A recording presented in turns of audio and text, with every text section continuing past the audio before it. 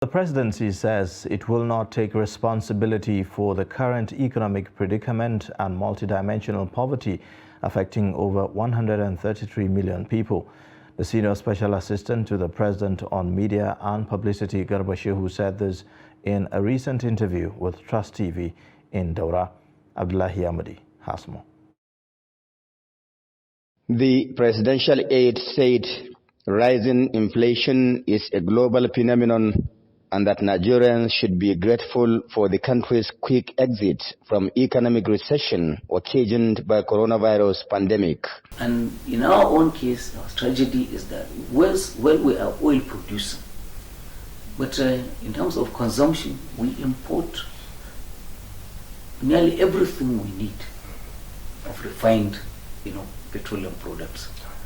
So if the prices abroad are high, then it will affect our own economy. And you know how the effect of energy crisis, of prices they affect everything. Transportation, heating, food industry, everyone is affected. So Nigerians cannot now be isolated.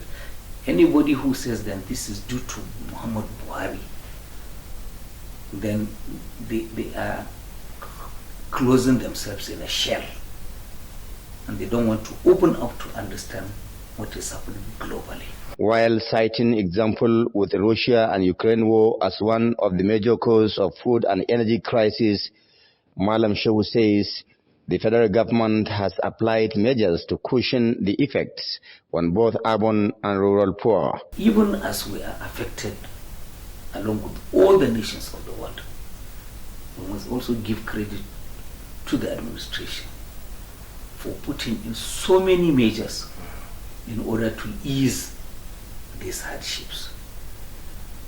For instance, the retention of subsidy on petroleum products. If the government was to remove it today, the cost of product in the country will multiply 3 or 4 times over. So you can imagine what it will be like.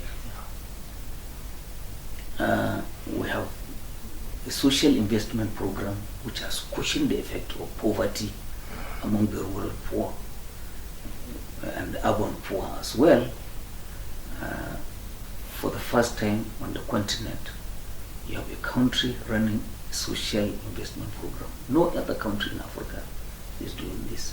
On insecurity bedeviling in some parts of Katsina State and other northwestern states, Garba Shehu blamed informants and other local collaborators for the incessant terrorist attacks. He, however, maintained that the Buhari-led federal government will see the end of insurgency in the northeast and terrorist attacks in the northwest before it winds up in 2023. The SSA is also optimistic on the actualization of 10 megawatts Lambarimi windmill electricity and dualization of Katsina-Kano Road projects. Abdullahi Ahmadi, Trust Television News, Katsina.